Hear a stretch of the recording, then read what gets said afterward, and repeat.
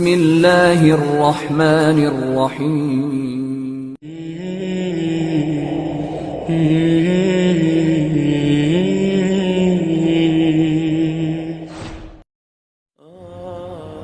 అస్సలాము అలైకుం వరహ్మతుల్లాహి వబర్కాతుహు. నా ప్రియ సోదరులారా, దుఆ అంటే ప్రార్థించడం, అర్థించడం, వేడుకోవడం, మొరపెట్టుకోవడం లాంటి అర్థాలు వస్తాయి.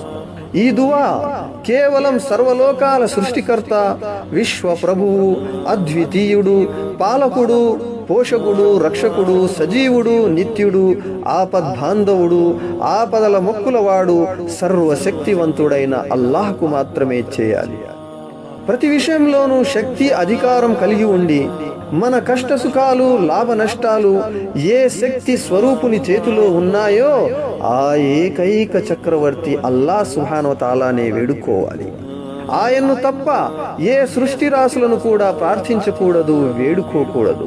అల్లాహ్ సుబ్హానహు వ తఆలా సూరతుల్ బకరా ఆయత్ నంబర్ 186లో ఇలా సెలవిచ్చాడు: ఓ నా ప్రియ ప్రవక్త ముహమ్మద్ సల్లల్లాహు అలైహి వసల్లం, నా దాసులు నన్ను గురించి నిన్ను అడిగితే నేను వారికి అత్యంత సమీపంలో ఉన్నానని, పిలిచేవాడు నన్ను ఎప్పుడు పిలిచినా నేను అతని పిలుపును ఆలకించి ఆమోదిస్తానని వారికి చెప్పు. కాబట్టి వారు కూడా నా ఆదేశాన్నే శిరసావహించాలి, నన్నే విశ్వసించాలి. తద్వారానే వారు సన్మార్గ భాగ్యం పొందగలరు. నా విశ్వాస సోదరులారా, దుఆ యొక్క ఘనత, విశిష్టత చాలా ఉంది.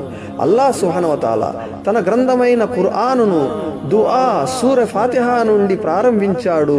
చివరి 2 దుఆల సూరాలైన ఫలక్, నాస్తో పూర్తి చేశాడు.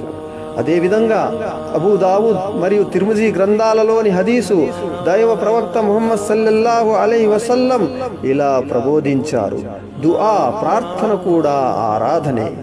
అల్లాహ్ శక్తి సామర్థ్యాల ముందు దాసుడు తన బలహీనతను, నిస్సహాయతను వెలుగుచ్చటం కూడా ఆరాధనే అవుతుంది. అందుకే ప్రార్థన కూడా ఆరాధనే అని చెప్పబడింది. నా ఉపవాస సోదరులారా, ఈ రమదాను మాసం దాసుల ప్రార్థనలు, వేడుకోళ్లు, పశ్చాత్తాపాలు, తౌబా స్వీకృతిని పొందే శుభప్రదమైన మాసం. అందుకోసం ఉపవాస స్థితిలో, ఎండిపోయిన పెదాలతో, ఆకలి దప్పులతో ఉన్న స్థితిలో ఎక్కువగా అల్లాహ్ను ప్రార్థిస్తూ ఉండాలి, ఆయన్ను వేడుకోవాలి.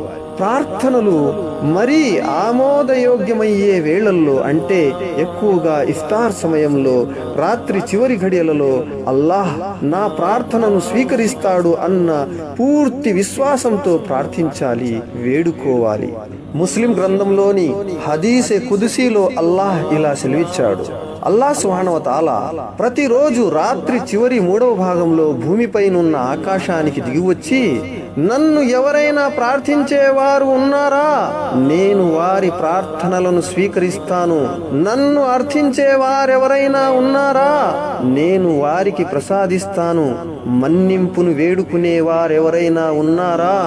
నేను వారికి మన్నింపును అనుగ్రహిస్తాను అని ప్రకటిస్తాడు. కనుక నా ధార్మిక సోదరులారా, మనం మాటి మాటికి అల్లాహ్ను కడు దీనంగా ప్రార్థించాలి, వేడుకోవాలి. అల్లాహ్ మనందరి దుఆలను స్వీకరించుగాక. ఆమీన్. అస్సలాము అలైకుం వరహ్మతుల్లాహి.